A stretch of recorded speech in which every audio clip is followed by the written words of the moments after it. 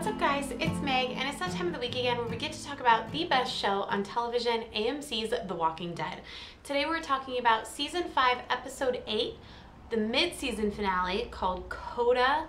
What an amazing, awful, emotional episode. I needed a while, I think, to process this. I filmed my live reaction last week when it aired, and then I found myself the next day not really wanting to talk about it. You guys know that I take the show fairly personally. I'm very emotionally invested in the characters in this show, and even the lesser characters that maybe I don't like as much, it's really heartbreaking for me to see them go. And so Beth being one of my favorite characters, it was very, very difficult to say goodbye to her and to see all of that happen. If you guys saw my reaction video, you know how emotional I was, and the second time watching it, it affected me almost just as much. You know, obviously I wasn't as shocked, but seeing Maggie break down crying over Beth and Daryl holding Beth and crying, it was awful.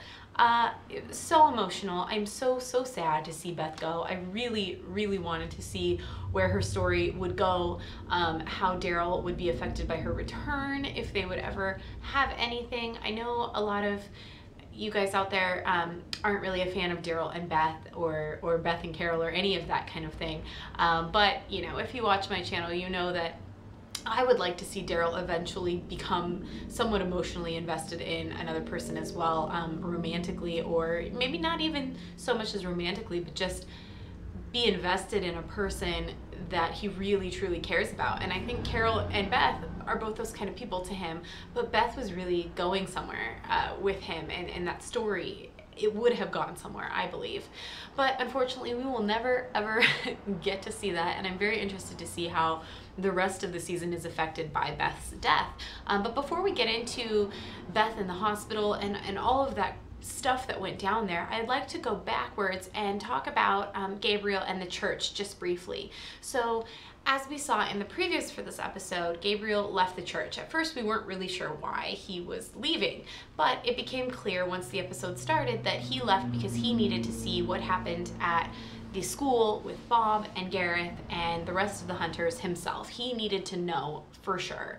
Carl had told him what had happened, just how bad these people were, but I think Gabriel was really having a hard time coming to terms with the fact that people are like that, you know, and he needed to see for himself. So he escapes the church and he goes to the school and he finds the backpack, Gareth's backpack, with his mother's Bible in it, and he's flipping open the Bible and he pulls it down and he sees the leg on the barbecue, you know, partially eaten and maggots crawling in it. And I think the horror suddenly hits him that these people had a Bible with them. They are somewhat religious people, and yet they're eating people. And I think that just messed with his head, you know, and he freaked out and threw the grill with the leg on it, and he just breaks down crying. And I think at that point in time, he really realizes what those people were about and the kind of awful things that happen now that he is not privy to. So at that moment, all of the walkers that we have seen over and over again throughout the season in the school break loose, and stupid Gabriel leads them back to the church with Judith and Michonne and Carl. Gabriel, I was so frustrated at this point, you know, that he was stupidly bringing them back because he can't defend himself. He doesn't know what to do. He's scared, weak. He's a scared, weak man. And he brings them back, and a lot of stuff happens, you know.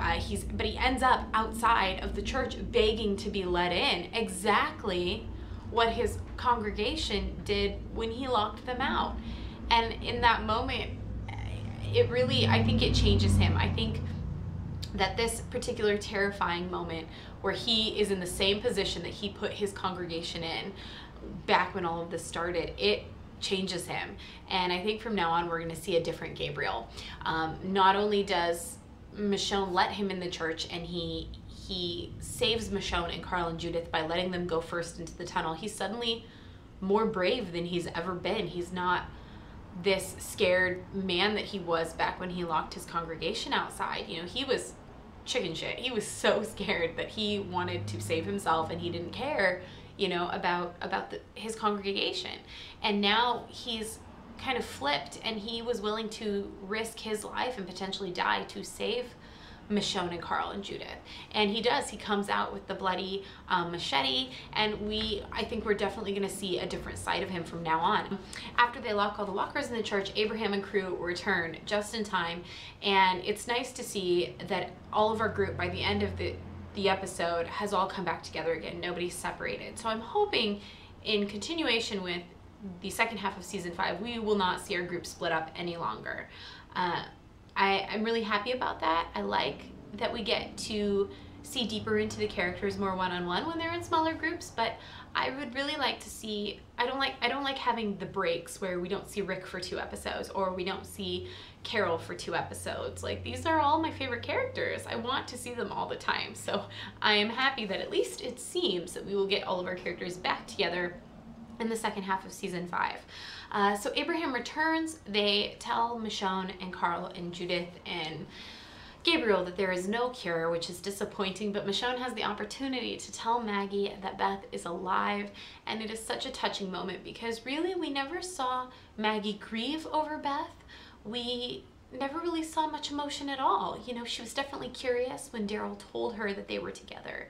And she was interested that she was alive, but she never made any attempt to find her or to look for her or anything like that. And I think we have to realize that in this world that they are living in, you know, you kind of have to write people off almost. You know, you have to not dwell on the fact that your sister is alive somewhere, but you have absolutely no clue where she's at or where to begin looking, so you can't even look for her. And I think that being able to see Maggie get so emotional and happy over her sister being alive was just wonderful, because I was starting to think that she just didn't care at all. But she's so happy, and they all are headed to Atlanta to go to the hospital to help out Rick and crew. Unfortunately, they arrived too late. Meanwhile, at the hospital, Beth and Dawn are having a lot of interactions where you can really start to see a side of Dawn that may make you think she's not as bad as she seems, you know, that she has some good in her. You know, you see a spot where she kind of saves Beth from having to have an interaction with, I believe the cop's name is O'Donnell. He's the one who pushed the old man down. He's clearly one of the corrupted cops that works in the hospital and is underneath Dawn. And she doesn't, you know, we've seen all these bad things happening and she hasn't really ever done anything about it. I think Beth has kind of awakened a little thing inside of her that, you know, is helping her to realize that all of this is wrong. Unfortunately, the good that is inside of Dawn does not outweigh the bad, and she wants to keep her power and her position more than she wants to be good. There's a scene in the elevator hallway with Beth and Dawn when Dawn finds Beth there, and Dawn accuses Beth of being a cop killer. She essentially says, "You're a cop killer," and Beth very adamantly says that she would never kill someone. And I thought this was a very kind of prominent moment for Beth, because she clearly did, in maybe not directly, but she clearly did put the put Gorman in the position to be killed by Joan the Walker. So she was responsible for his death. Now, he deserved it, very much so, but it's funny how she so adamantly says, "I would never kill someone, I would never do that." And then she helps Dawn throw O'Donnell down the elevator shaft, and she is responsible for his death because she is the one who shoves him down the elevator shaft. And I think at that moment we're all thinking, well, who's the lesser of two evils? It's Dawn. You know, O'Donnell is clearly more evil, more corrupted than Dawn, and Dawn was protecting Beth. And protecting herself, of course, probably protecting herself more than she was protecting Beth. But Beth then goes on to kill someone. She kills O'Donnell by shoving him down the elevator shaft. Right before O'Donnell comes in the hallway, Beth and Dawn are having a conversation. And you know, right before Dawn kills Beth, Beth says to Dawn, "I get it now." And then she stabs Dawn. And I was trying to think, what did she get? What did she get? Because Dawn didn't just then say anything, you know, that would require that response. So I was trying to figure out, what was Beth talking about when she said, "I get it now," right before she killed Dawn. So I went and I rewatched actually a couple times this elevator scene. And there's a moment right before O'Donnell walks into the hallway where Dawn says to her, "But there's a way things have to happen here. Don't you get that? There's a way things have to happen here. Don't you get that?" She had said right before that, she said, "I didn't save your friend because I had to. I saved her because I wanted to," something like that. "But there's a way things have to happen here. Don't you get that?" And then O'Donnell comes in and interrupts them. So I realized back at the beginning of the show when Dawn is exercising on her bike and talking about Hanson and stuff, Dawn says a phrase where she says, "There'll be a day when you need backup and backup won't come." And she was referring to if her fellow cops don't respect her, you don't have to have their love, you have to have their respect. And if you don't, there will be a day where you need backup and backup won't come. So I believe that when Beth stabbed Dawn, she wasn't necessarily intending to kill her. We all know that in this world, if you really want to kill someone, you know how to kill them. Beth knows how to kill someone. And I kind of thought at first that maybe she was just being cocky and, you know, was aiming to kill her and missed or something like that. But I realized that Dawn's sentence, "There'll be a day when you need backup and backup won't come," all Beth had to do was hurt Dawn enough where she needed medical attention, but that the cops that were left in the hospital weren't going to help her. There was going to be no backup for her. When they all wanted Dawn gone, the cops that were still alive, and the wards and Dr. Stevens, none of them wanted Dawn alive. So all Beth had to do was hurt her enough where she needed medical attention and she needed help, but her help wasn't going to come.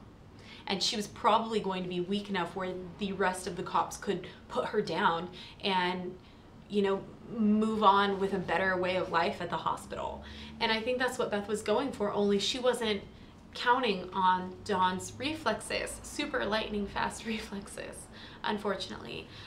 Tell me what you guys think about that theory. I really believe that when she says she gets it now, she's referring to the way things have to happen at the hospital, and I really believe that that's why she knew she wasn't going to necessarily kill Dawn.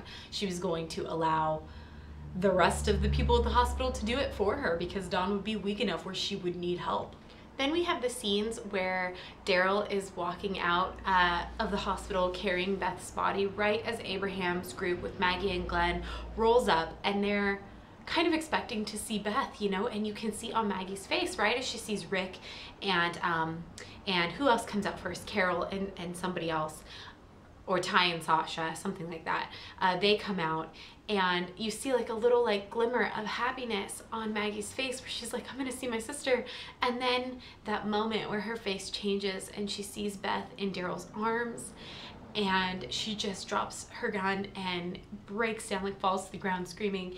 And it was so emotional. And then as Daryl brings Beth's body up to Maggie and Glenn, and you can just see the devastation and sadness on Daryl's face as well. And I thought that the acting was really well done here. Like, both of these actors' emotion and the looks on everyone's face right after Beth died was just perfect, because everyone had so much shock and like, what am I seeing, and horror on their face. And then Maggie's crying. It was so realistic of how someone would act when they see a family member dead in front of them. So I really applaud all of the actors and actresses in the show for having the ability to make us so emotional. If you guys can tell, I'm getting emotional just thinking about it. I definitely cried the second time I watched the episode when I saw Maggie's reaction to Beth. It was just so sad. So all in all, I thought this was a really great episode. I liked how everything always seems to be going fine, you know. The plan seemed to be working, the exchange of the prisoners seemed to be going well, and 10 minutes until the show ends, everything goes to shit. You know, there was a lot of complaints that I read about Beth's death and how she went out in a non-heroic way, or, you know, it was so stupid how she went out. And I just want to remind you guys that they play this show as if it's real life. Not everyone in real life dies in a heroic way. Not everyone has a great extravagant death by walkers, or has their head chopped off by a crazy man. Not everyone dies like that. Some people just walk outside and get eaten by a walker, you know? And it's a stupid mistake that they make, but they make it and they're dead. And that's what I love about this show, is that not every death is heroic or amazing or, you know, like, whoa, what just happened? Not every death is like that. Some people die in just stupid ways, but that's how real life goes. I don't know, you know, not everyone can have their leg chopped off and eaten by cannibals in the walker apocalypse. So I really enjoyed the episode. I love that this show can make me so emotionally attached that I think about it for days afterwards. That's what I enjoy about these kinds of shows, where they leave you not only wanting more, but emotionally just drained and devastated. I have to tell you guys, I watched this show, The Walking Dead mid-season finale, on Sunday, and then on Tuesday I watched the second to final episode of Sons of Anarchy. Their series is ending this coming Tuesday, and the second to last episode, I won't tell you what happened, except that they killed off 3 main characters in one episode. So my week was like insane. I watched Sons of Anarchy and I was like, I can't take it anymore.